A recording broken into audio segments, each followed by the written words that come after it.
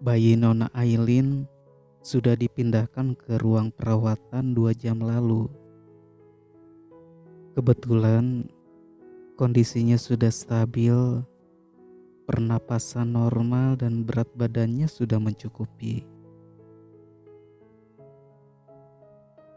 Jawaban dari suster membuat Alfian merasa plong, lega, seperti baru saja mengatasi sebuah masalah besar. Lelaki itu terlalu takut jika sesuatu yang buruk terjadi terhadap putranya.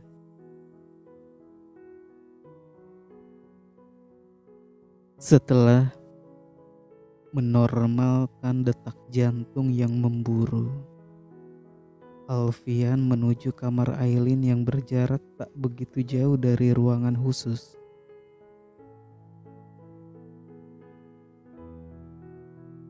Ia membuka pintu secara perlahan, menyorot setiap sudut ruangan itu.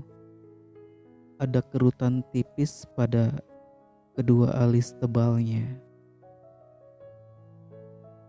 Betapa tidak, ruangan luas nan mewah itu tampak sangat sunyi. Tak ada Aileen maupun bayinya.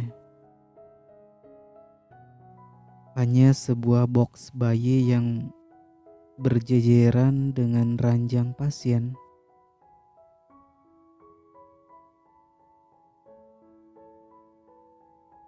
Aileen? Kaki panjang Alfian menjajaki ruangan itu, melirik sebentar ke arah kamar mandi. Lampu yang padam menjadi pertanda bahwa wanita itu tak ada di dalam sana.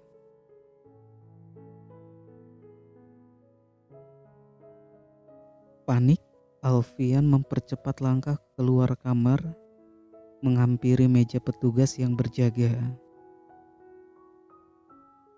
"Suster, kemana pasien di kamar sebelah? Kenapa tidak ada?" Tanpa sadar, Alfian nyaris membentak, membuat wanita yang duduk di sana terlonjak. Namun, demi memberikan pelayanan sempurna, sang perawat berusaha memasang senyum santun. "Sepertinya Nona Aileen masih di balkon, Tuan. Beberapa menit lalu beliau meminta izin berjemur bersama bayinya." Lagi-lagi Alfian menghela nafas. Entah mengapa sekarang ia merasa agak parno. Aileen hilang sedikit saja dalam pengawasannya sudah membuatnya kalang kabut. Tanpa kata, Alfian langsung menuju balkon yang lokasinya cukup berjarak dari kamar. Matanya mengedar ke sekeliling demi mencari. Namun, nyatanya Aileen juga tak tampak di sana. Lalu di mana? Perhatian Alfian lalu terfokus pada kaos kaki bayi berwarna biru yang tergeletak di lantai. Ia berjongkok dan memunguti benda kecil itu.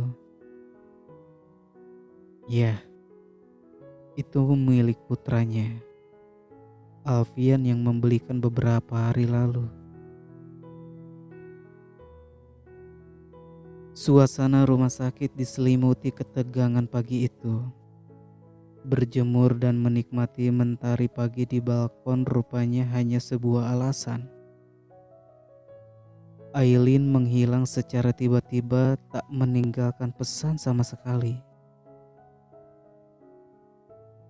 Satpam dan para petugas lainnya sudah menyisiri sekitar rumah sakit untuk mencari.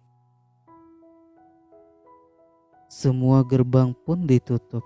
Pengunjung yang keluar dengan mobil diperiksa dengan teliti. Namun sosok Aileen tak juga ditemukan. Menghilang tampak ditelan bumi. Apa saja yang kalian semua lakukan? Bukankah saya sudah minta pelayanan dan keamanan ditingkatkan? Kenapa kalian semua masih saja lalai? Alfian menipiskan bibirnya kala berbicara, berusaha menekan suara agar tidak sampai membentak.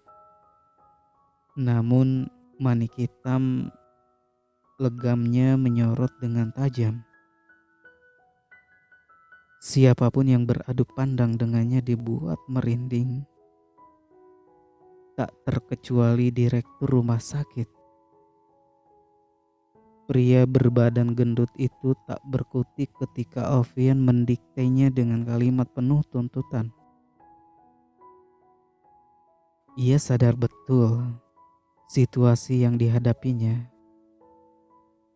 Kemarahan seorang Alfian Setio Darmawan bahkan sanggup membuat rumah sakit yang dipimpinnya mendapat citra buruk oleh masyarakat.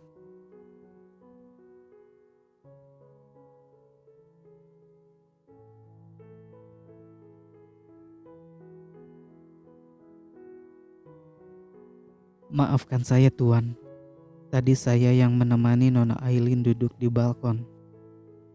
Kemudian Nona meminta saya pergi ke kafe rumah sakit untuk memesan jus dan makanan untuknya.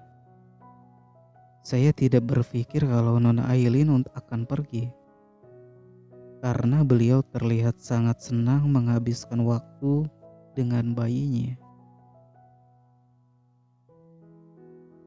Ucap seorang wanita berseragam serba putih, kepalanya tertunduk, jemarinya saling meremas, tubuhnya jelas terlihat gemetar. Sepasang mata Alfian terpejam, hela nafasnya berat. Keadaan ini memaksanya untuk meredam marah yang semakin membuncah. Jika sampai terlepas kendali, semua petugas rumah sakit pasti sudah dimaki habis olehnya. Lebih baik sekarang kita periksa rekaman CCTV. Kita bisa melihat keberadaan Aileen di sana. Di tengah ketegangan yang melanda, Gali berusaha untuk tetap bersikap tenang. Mereka menuju ruang kendali untuk memeriksa rekaman CCTV. Alfian pun kembali dibuat geram oleh rekaman yang menayangkan detik-detik Aileen berjemur di balkon dengan menimang bayinya.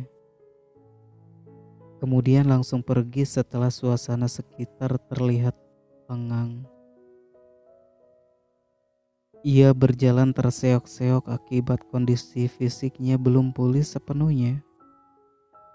Gerbang belakang yang hanya dijaga oleh 2 orang security memudahkan Aileen untuk keluar dengan cara menyelipkan tubuhnya di samping mobil yang hendak melintas keluar. Cerdik sekali. Dan seolah semesta mendukung, Aileen langsung naik ke sebuah bus yang terhenti tepat di depan gerbang rumah sakit. Dia nekat naik bus dalam keadaan tubuhnya yang belum pulih. Gali hampir tak percaya. Mendadak Alfian merasa dadanya sesak. Hal pertama yang ada di pikirannya adalah baby boy yang mungkin akan kepanasan di dalam bus atau mungkin akan menghirup udara yang tidak sehat akibat penumpang merokok dan sebagainya.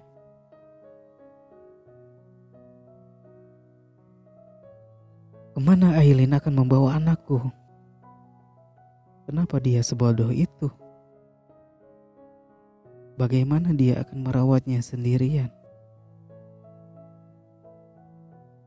Melihat amarah Alfian yang semakin memuncak, Gali berusaha menenangkan. Tenang dulu, kita pasti akan menemukan mereka secepatnya. Aileen tidak mungkin pergi jauh kan? Kalau begitu, kerahkan banyak orang untuk mencarinya. Periksa semua perbatasan kota. Jangan sampai Aileen membawa anakku keluar kota. Alfian melangkah keluar, Gali langsung berdiri mengikuti sang bos. Setelah sebelumnya mengucapkan terima kasih kepada petugas di ruang kendali.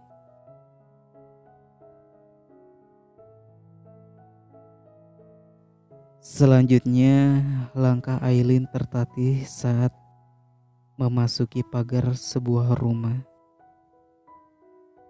Rumah inilah tempatnya berlindung.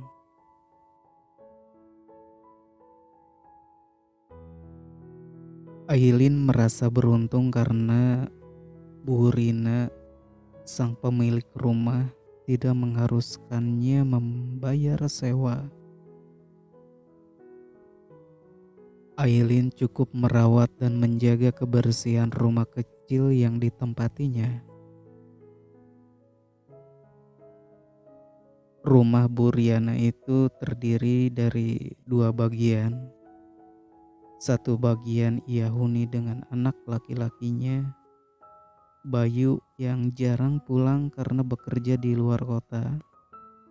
Sementara satu bagian lagi menyerupai sebuah pavilion yang sekarang ditempati Aileen.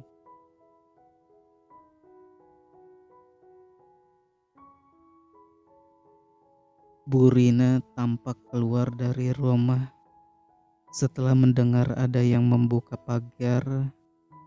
Ia tampak terkejut setelah melihat Aileen datang dalam keadaan perut sudah kempes dan menggendong bayi kecil. "Aileen, dari mana saja kamu beberapa hari ini? Kenapa tidak ada kabar?" tanya wanita itu sambil melangkah ke arah Aileen. Aileen memaksakan senyum di bibirnya. Saat ini tubuhnya terasa sangat lelah setelah melarikan diri dari rumah sakit.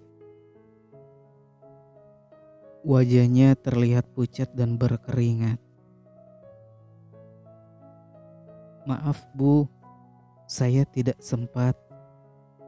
"Ya sudah, tidak apa-apa. Yang penting kamu baik-baik saja." "Apa ini anak kamu?" tanya wanita itu lagi. "Iya Bu."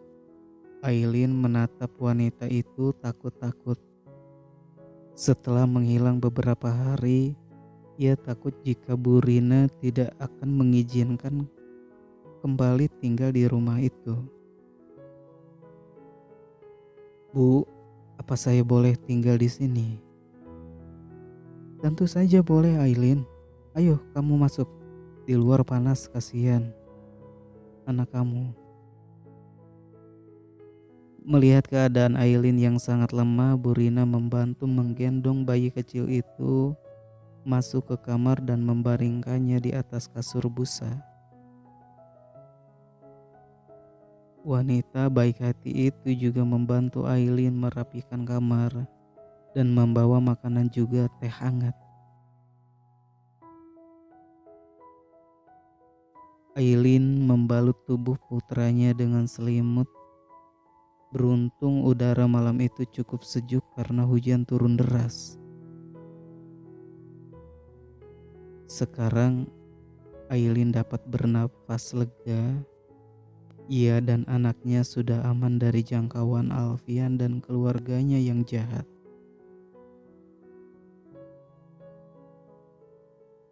Bukan tanpa alasan, sehingga Aileen nekat membawa pergi putranya. Ia yakin kebaikan yang ditunjukkan Alfian belakangan ini hanyalah berpura-pura. Lelaki itu hanya ingin merebut putranya. Entah hal mengerikan apa yang bisa dilakukan Alfian. Mungkin ia akan mengirim bayi itu ke luar negeri untuk menghilangkan jejak demi menjaga kehormatan keluarganya, atau membunuhnya sekalipun. Aileen benar-benar takut. Terlebih, Alfian telah melakukan tes DNA. Tentu saja hasilnya akan identik, sebab bayi itu memang anak Alfian. Melihat wajah mungil yang tengah terlelap itu membuat hati Aileen seperti disayat belati tajam. Betapa ketidakberdayaan ini mengoyak hatinya tanpa ampun. Kebencian dari orang-orang sekitar datang bertubi-tubi. Aileen ingat kejadian semalam ketika pergi ke ruang bayi untuk menyusui anaknya. Seorang wanita parubaya menghampirinya dengan tatapan penuh kebencian. "Kamu pasti tahu siapa saya, kan?" Pertanyaan sinis itu menjadi pembuka suara Mama Feni. Aileen terdiam. Tentu saja ia tahu siapa wanita yang berada di hadapannya.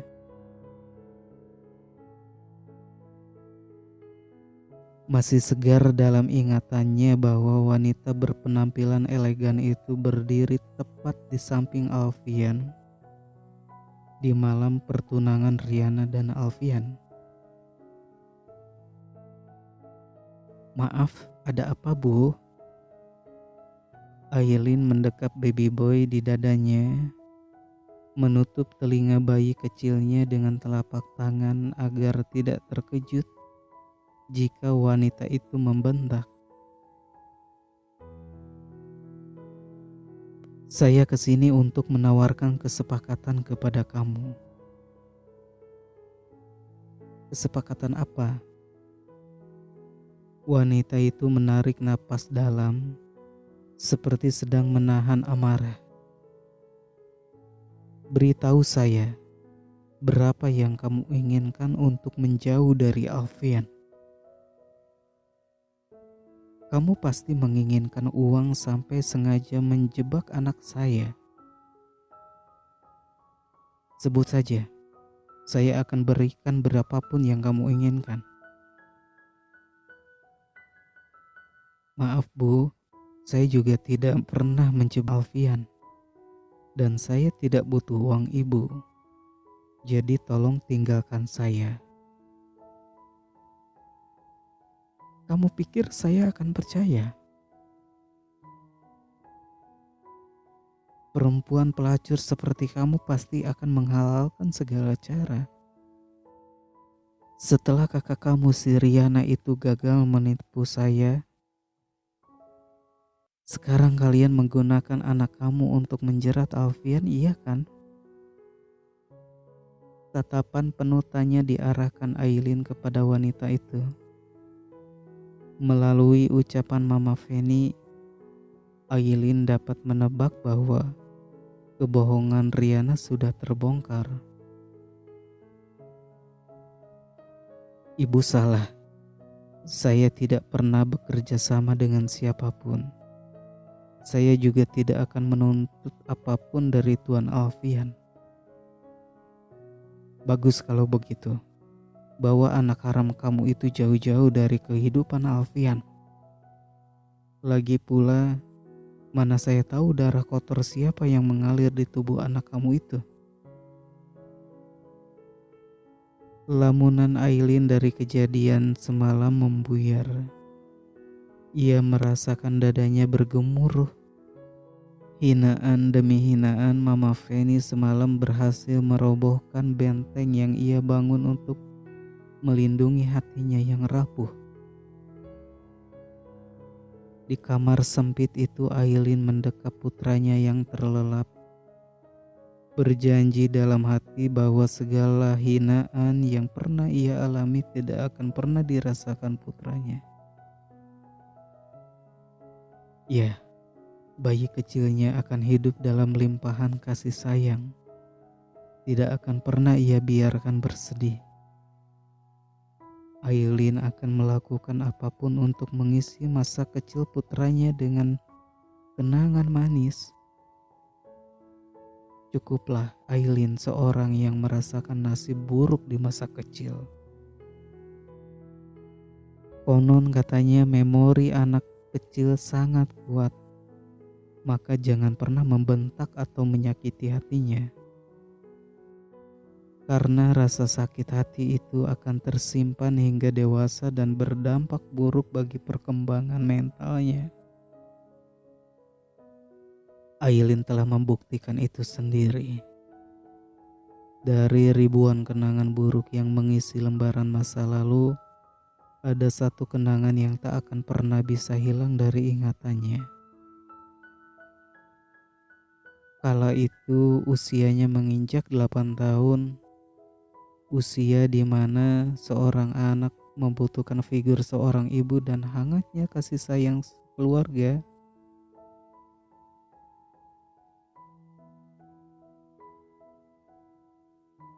Bu, Aileen boleh ikut makan ya, cicit Aileen. Jemari kecilnya saling meremas. Ada pancaran penuh harap dalam matanya. Aroma lezat yang menguar dari meja sukses membuat ususnya menjerit. Hari itu Riana berulang tahun. Ibunya memberi hadiah dengan membeli makanan enak. Ayam goreng crispy berlogo kakek tua adalah menu kesukaan Riana dan menjadi menu wajib setiap ibunya habis gajian. Tidak boleh, bentak Bu Nana. Matanya mendelik tajam seolah sanggup mengoyak tubuh kurus Aileen. Tapi Aileen juga lapar, Bu. Kamu hanya boleh makan kalau Riana sudah selesai. Sana ambil air minum untuk Riana. Bibir mungil Aileen saling mengunci. Matanya hampir melelehkan cairan bening. Tetapi sebisa mungkin ia tahan. Aileen tidak pernah berani menangis di depan ibunya. Sebab ia akan mendapatkan hukuman yang jauh lebih buruk. Seperti dikurung di gudang dan tidak beri makan. Setelah meletakkan segelas air putih di meja, ia kembali terdiam, memandangi Riana yang begitu lahap menyantap setiap potongan ayam goreng kesukaannya. Berharap Riana anak menyisakan sedikit untuknya. Kenapa kamu diam di situ? Masuk kamar. Tubuh Aileen tersentak mendengar bentakan ibunya. Tanpa kata ia menuju sebuah dinding pembatas antara kamar dan ruang makan. Aileen kecil hanya dapat mengintip dari balik dinding. Lehernya ikut bergerak naik turun ketika Riana menelan makanan dengan nikmat. Kala itu ia bertanya dalam hati, mengapa hanya Riana yang boleh makan? Mengapa dirinya tidak disayangi seperti Riana? Kehidupan seperti inilah yang dulu dijalani Aileen. Terkadang ia harus tidur di lantai yang dingin jika Riana menolak berbagi tempat tidur dengannya. Lalu kemudian di tempat yang berbeda, Alfian ditemani Gali masih berkeliling mencari. Namun hingga larut malam tanda keberadaan Aileen belum juga ditemukan. Alfian menyandarkan punggungnya di mobil, menatap nanar setiap ruas jalan yang mereka lewati. Sepanjang perjalanan pikiran Alfian dipenuhi bayangan putranya, memikirkan bagaimana Aileen akan merawat bayi itu sendirian dalam hidup yang serba kekurangan.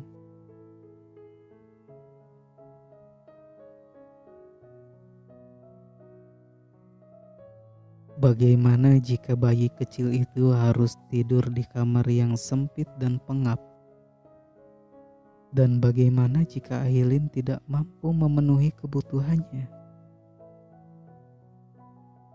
Alfian kembali merasakan dadanya seperti ditusuk ribuan jarum ketika mengingat dompet kecil milik Aileen yang hanya berisi 25.000 saja. Bisa apa dia dengan uang segitu? Alfian memejamkan mata, berusaha menghilangkan bayangan ini dari pikirannya. Apa jangan-jangan Aileen pergi karena merasa terancam? Gali membuka suara setelah lama terdiam. Terancam oleh siapa? Hanya Riana dan ibunya yang bisa mengancam Aileen. Dan sekarang mereka berada di tahanan di kantor polisi. Berbekal rekaman CCTV hotel ketika mendorong Aileen, Alfian juga melaporkan Bi Nana. Bagaimana dengan Tante Feni? Siapa tahu saja Tante Feni pernah menemui Aileen dan mengancamnya kan? Wajah Alfian seketika berubah serius dengan dugaan Gali memang ada benarnya. Awas saja jika sampai Mama menjadi penyebab kepergian Aileen. Alfian pasti akan membuat perhitungan sekalipun itu mama kandungnya sendiri. Putar arah ke rumah. Aku harus bicara dengan Mama. Gali menekan pedal rem kemudian langsung putar arah dan melajukan mobil menuju kediaman keluarga Darmawan.